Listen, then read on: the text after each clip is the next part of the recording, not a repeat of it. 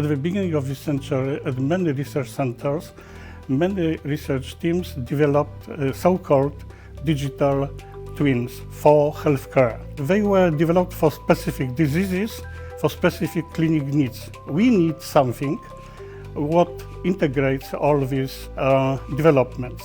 And for this reason, we need a virtual human twin, which is a kind of knowledge base, a kind of infrastructure for further development.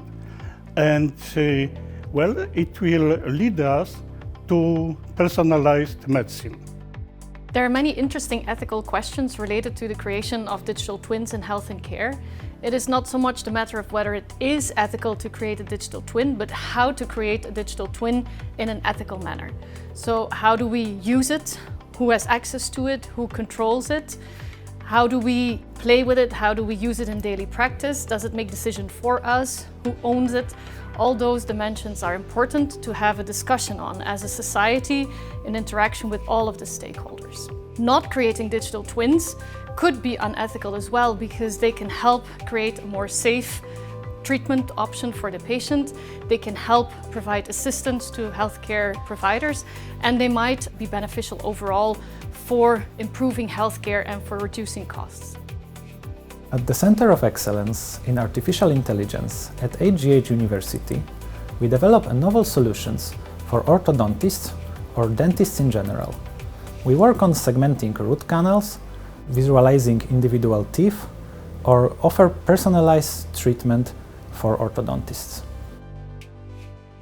The idea of replicating the human brain with a digital twin is quite fascinating, but we should say that we are quite far to reach really the ability to fully understand brain function and being able to replicate it. One thing that is actually fertilizing the field is this dialogue between neuroimage, neuroscience, computation, and artificial intelligence. This is going to push toward a dynamic replica of the brain that will allow not only to describe and characterize mental function, but also to predict behavior. And it will be fundamental to understand phenomena like brain plasticity, but also to assess why the brain is actually becoming sick and suffer from neuropsychiatric disorders. Advances in cardiovascular modelling are giving us greater insight into a patient's physiology, both in the clinic and on the operating table. These new developments are allowing us not only to replace currently measured invasive techniques, reducing procedural time, cost and risk to patients, but they're also allowing us to see what's happening in places that we've never previously been able to assess.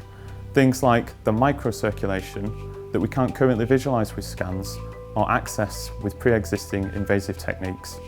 I'm hopeful that these advances in computer modelling will help aid us not only diagnose patients better, but treat them better too. When people suffer from an acute ischemic stroke, the doctors are in a hurry.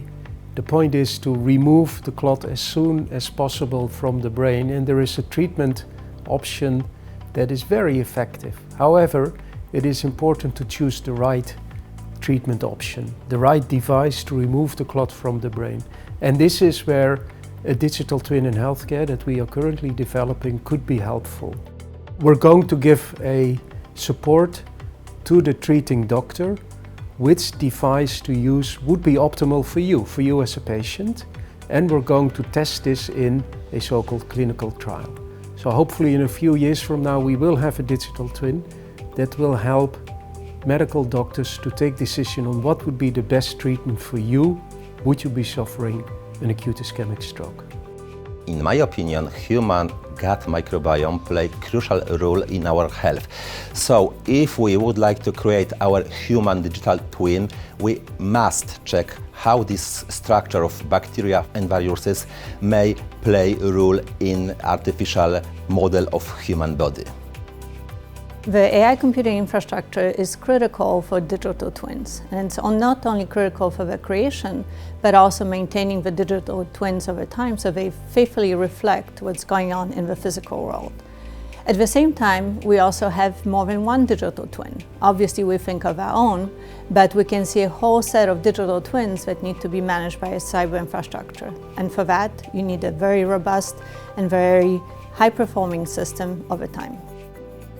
I'm happy to see that the conference brought together important researchers and also younger scientists working together in the topic of computational medicine and discussing the future of digital twin technologies. It's also great to see that the three institutions, Faculty of Computer Science, Cyfronet and SANO, are working together on this important topic. What we can also see is that Krakow is really becoming a central point of these digital twin technologies in Europe and Poland.